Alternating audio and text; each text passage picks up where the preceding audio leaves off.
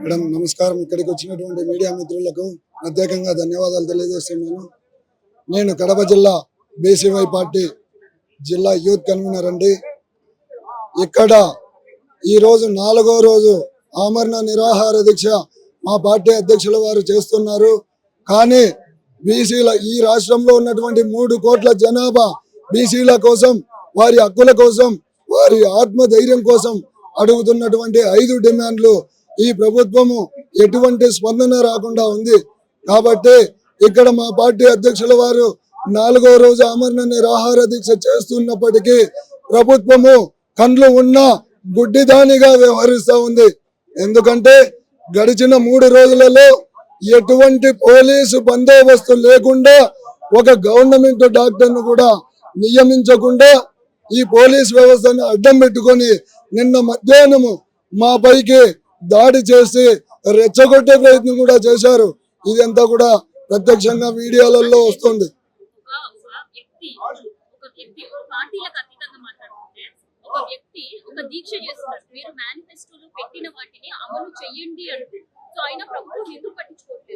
ప్రభుత్వం ఎందుకు పట్టించుకోలేదంటే, మేము రాజ్యం ఏలితే చౌదరిలే ఏలాలి లేదా రెడ్డినే వేలాలి, మిగతా వర్గం ఏది కూడా ఏలొద్దు అని చెప్పేసి మా 3 కోట్ల ప్రజానికం ఇబ్బంది పడాలా, వారికి రక్షణ చట్టం ఇస్తే వారు కూడా మా మాదిరి ఇబ్బంది లేకుండా రోడ్ల మీదకి వచ్చి రాజకీయాలు చేస్తారు, ఆర్థికంగా ఎదుగుతారు అనే ఉద్దేశంతో రక్షణ చట్టం లేకుండా, కులగణన లేకుండా రాజధాని ప్రాంతంలో 1000 ఎకరాల భూమి కేటాయిస్తే వారు కూడా అన్ని రకాలుగా అభివృద్ధి చెందుతారు. కాబట్టి అది కూడా ఇవ్వము.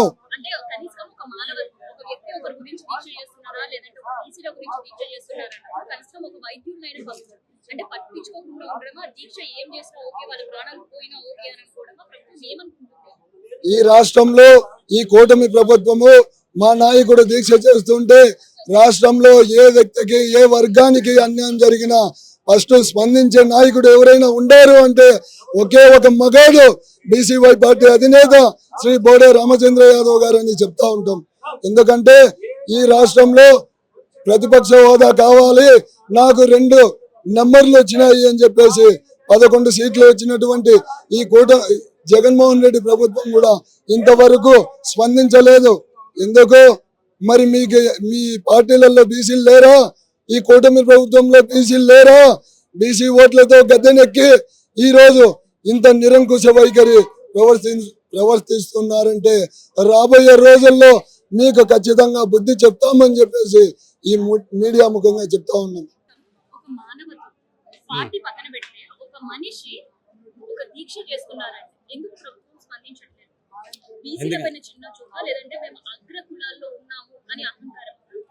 అగ్రకులాలకి అనడం కన్నా దోపిడీ వారి వర్గాలు అంటాం అనేది ఉత్తమం అని అనుకుంటాను. ఎందుకంటే అగ్రకులాలను మనం తప్పు పట్టలేము, అందులో మంచివారు ఉండొచ్చు, చెడ్డవారు వచ్చు. కానీ రాష్ట్రాన్ని ఏ విధంగా దోపిడీ చేయాలన్నది మాత్రం ఖచ్చితంగా 40 సంవత్సరాల అనుభవం కలిగినటువంటి చంద్రబాబు నాయుడు గారికి బాగా తెలుసు. ఇక్కడ ఈ దోపిడీ చేస్తుంది ఎవరయ్యా అంటే ఖచ్చితంగా మా బలహీన వర్గ సామాజిక వర్గాల యొక్క నిధులను దోపిడీ చేస్తున్నారు, మా హక్కులను దోపిడీ చేస్తున్నారు.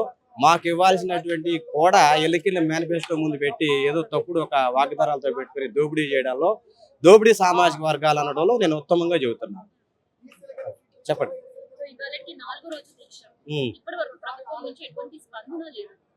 అంటే రెడ్డి గారు, చౌదరి గారు, లేకపోతే నాయుడు గారు ఏదైనా కాలు మీదకి ఏదైనా కాలికి ఏదన్నా చిన్న దెబ్బ తగిలితేనో మరి పట్టా పట్టా పట్టా ముఖ్యంగా మా బీసీలని మేము విమర్శించుకోవాల్సి వచ్చింది.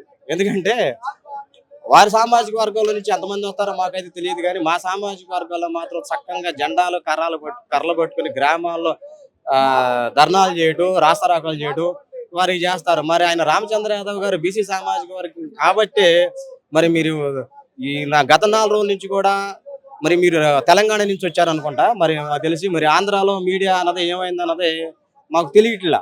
అంటే పెద్ద పెద్ద ఛానల్స్ ఉన్నాయి, పెద్ద పెద్ద పత్రికలు ఉన్నాయి. మరి ఇంత రాజధాని నడిబొడ్డు ప్రాంతంలో మనకి ఇంత జరుగుతున్నా కూడా ఇక్కడ ఛానల్లో ప్రత్యక్షం కావట్లేదంటే ఏ విధంగా అణచివేత చేయాలా అన్నది ఆలోచన చేస్తున్నారో మీడియా పూర్వకంగా కూడా మీరు ఒక ముఖ్య ఉద్దేశంగా తీసుకోవాలి. మీరు ఎక్కడో తెలంగాణ నుంచి వచ్చి ఇక్కడ జరుగుతున్నటువంటి ఆమరణ నిరాహార దీక్షని మీరు కూడా మరి దీన్ని లైవ్ చేయాలని చెప్పి ఇక్కడికి వచ్చి చేస్తున్నారు కదా, ఆంధ్రాలో ఉన్నటువంటి మీడియా నిద్రపోతుందా, లేకపోతే నిద్ర నటిస్తుందా, లేకపోతే మమ్మల్ని అణిచివేయాలని చెప్పి పబ్లిక్ లోకి వస్తే మరి మీడియా పూర్వకంగా అంటే మీడియాను విమర్శించట్లేదండి, కానీ ఆంధ్రాలో ఉన్నటువంటి మీడియాని తప్పు పడుతున్నాం. మీకు ఇది కళ్ళకు కనపడుతుంది కాబట్టి దీన్ని రాకుండా మరి ఇది అణిచివేయాలి, ఈ ఉద్యమాన్ని అణిచివేయాలి, బీసీల హక్కులకి ఆటంకం కల్పించాలి.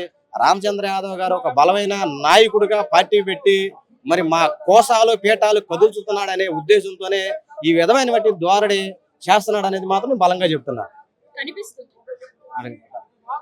అవును, రామచంద్ర యాదవ్ గారు బీసీల కోసం చేస్తున్న ఉద్యమం ఇది.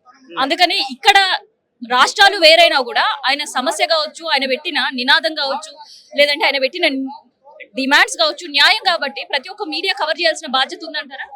ఖచ్చితంగా ఉందండి.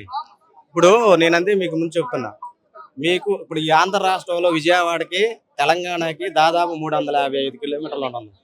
355 కిలోమీటర్ల నుంచి మరి మీరు యూట్యూబ్ ఛానల్ అయినా లేకపోతే చిన్న ఏదైనా దీంట్లో న్యాయం ఉంది, ధర్మం ఉందని చెప్పి మీరు అక్కడి నుంచి అన్ని వదిలేసుకొని వచ్చి ఇక్కడ కవర్ చేయడానికి వచ్చారు. మరి ఇక్కడ మా మీడియా సంస్థలకు ఏమైనా మరి మాకు తెలియదు, నిద్రపోతున్నారని నేను చెప్తున్నాను. నిద్రపోయిన మనం మేల్కొల్పొచ్చు నీళ్లు బట్టి, నిద్ర నటించే వాళ్ళు మనం మేల్కొల్పలేము. అందుకని ఇక్కడ మీరు ఇంకో ప్రశ్న అడిగారు, ఏంటిదంటే ఇంత జరుగుతున్నా కూడా ఎందుకు మీకు స్పందన రావట్లేదు. ఇక్కడ అధికారంలో రావడానికి బీసీ రక్షణ చట్టం అని చెప్పి, అలాగే బీసీలకి కుల కార్పొరేషన్ నిధులు ఇస్తామని చెప్పి, అలాగే 33% రిజర్వేషన్ ఇస్తామని చెప్పి, సమగ్ర కులగలను జరుపుతామని చెప్పి, మీరు అధికారానికి ముందు గౌరవ ముఖ్యమంత్రి నారా చంద్రబాబు నాయుడు గారు మరి రామచంద్ర యాదవ్ గారి పేరు కూడా వాడుకున్నారు. మీరు అది మీడియాలో బహిర్గతంగా వచ్చింది. ఆ రోజు మీరు రామచంద్ర యాదవ్ గారి పేరు వాడుకున్నారే మీరు ఎన్నికల కోసం, ఇప్పుడు మీ నోటెమ్మట రామచంద్ర యాదవ్ గారి పేరు మీ మంత్రివర్గ సమావేశం ఎందుకు పలకట్లా? రామచంద్ర యాదవ్ గారి పేరు మీ డిప్యూటీ సీఎం గారు, మా సీఎం గారు మీ నోటెమ్మట ఎందుకు రావట్లా? ఆయన చేస్తున్నటువంటి ఇది మీ కూటమి ప్రభుత్వం అధికారంలో రావడానికి ఇచ్చినటువంటి హామీలే కదా. ఈ హామీలు వాళ్ళు ఇవ్వలేదండి. 2023 సంవత్సరంలో రామచంద్ర యాదవ్ గారు పార్టీ స్థాపించినప్పుడు మీరు చూసుకోండి, ఈ పార్టీ మేనిఫెస్టో ఇక్కడ బోర్డులు ఉంటాయి. వాళ్ళు ఇస్తానన్న 4 అంశాలు రామచంద్ర యాదవ్ గారు పార్టీ మేనిఫెస్టోలో పెట్టినటువంటి అంశాలు, వాటిని వీళ్ళు కాపీ పేస్ట్ చేశారు.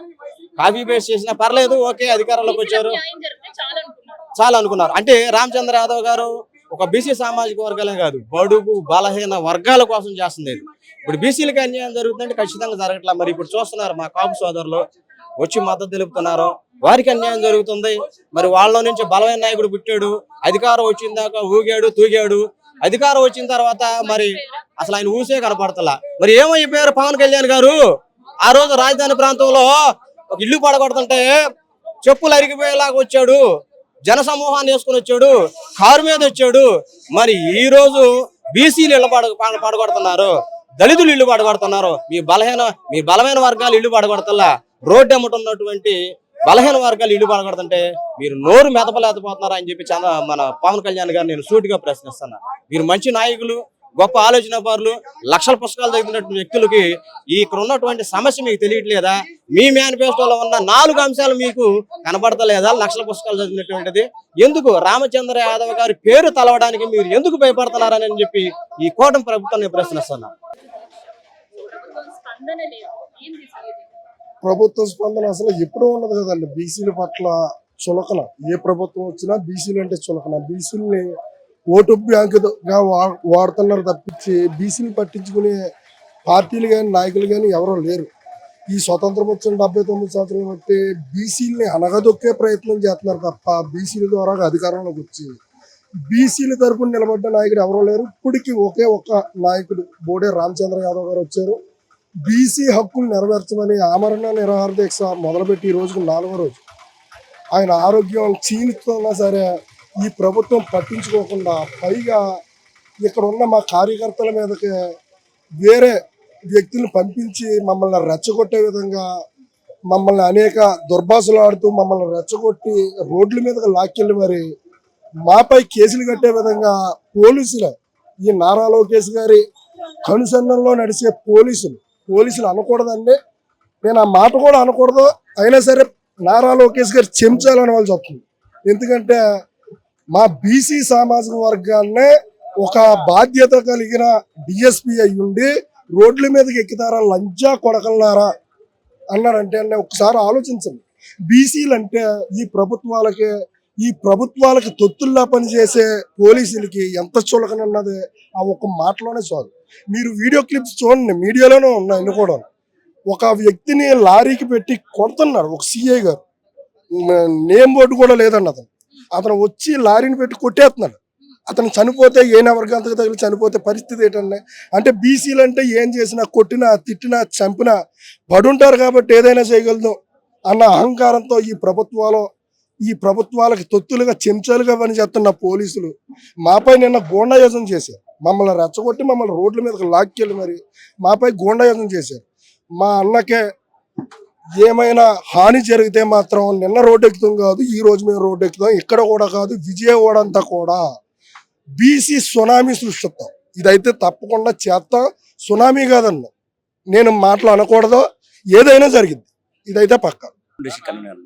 ఏంటి అసలు 4వ రోజు దీక్ష ఉన్నావు కదా, ప్రభుత్వం నిన్న ఇవాళ వరకు ఆయన ఆరోగ్య పరిస్థితి ఏంటి, ఒక ప్రభుత్వం డాక్టర్ని పంపించడం, ఆయన హెల్త్ బులెటిన్ రిలీజ్ చేయడం, ఏదో ఒకటి చేయాలి. ఏమీ చేయకుండా అసలు నాకు పట్టట్లేదు, కళ్ళు కనిపించట్లేదు, చెవులకు వినిపించట్లేదు అనే డిమాండ్స్ అన్నట్టు వెనకటి ఒకటే సామెత ఉందండి, దొంగలు కలిసి ఊర్లు పంచుకున్నట్టు ఈ రెండు వర్గాలు ఏదైతే ఉన్నాయో రెడ్డి కమ్మ సామాజిక వర్గాలు ఉంటే నువ్వు ఉండాలా రాష్ట్రంలో అధికారికంగా, లేకపోతే నేను ఉండాలా. ఈ రెండు పక్షాల మధ్యలో మూడో వ్యక్తి రాకూడదు. వాడు ఎంతటి వాడైనా సరే, ఎంతో దమ్ము ధైర్యం ఉన్న నాయకులైనా సరే ఖచ్చితంగా మా ఇద్దరి మధ్యలో నలిగిపోయి సావాలే తప్ప ఈ అధికారం అనేది వాళ్ళకి రుచి చూపకూడదు ఖచ్చితంగా అని చెప్పేసి వాళ్ళు ఇద్దరు కుమ్మక్కులు అయినటువంటి పక్షాలను ఈరోజు మన నాయకుడు బీసీవై పార్టీ అధినేత, రాష్ట్రంలో బీసీల కోసం పుట్టినటువంటి నాయకుడు ఈరోజు అన్ని విధాలుగా ముందుకు పోతున్న సమయంలో వీళ్ళు ఎలాగైనా ఇతన్ని ముందుకు రాకూడదు అని చెప్పేసి ఒక అణగి తొక్కే పరిస్థితి ఈరోజు చూస్తున్నాం. కాబట్టి వీళ్ళు ఎప్పటికి కూడా మేము చేసినటువంటి డిమాండ్లకు సహకరించారు. కానీ మనమైతే నిన్న కూడా హైవేను దిగ్బంధనం చేసినాం. కానీ ఏమాత్రం కూడా రెస్పాన్స్ లేక ఈరోజు ఈ కూటమి ప్రభుత్వం వివరిస్తుంది. కాబట్టి ఖచ్చితంగా మనం ఏమైనా సరే ఖచ్చితంగా మనం 5 డిమాండ్లు నెరవేర్చుకునే విధంగా మేము ఉధృతంగా చేస్తామని చెప్పి తెలియజేసుకుంటున్నామండి.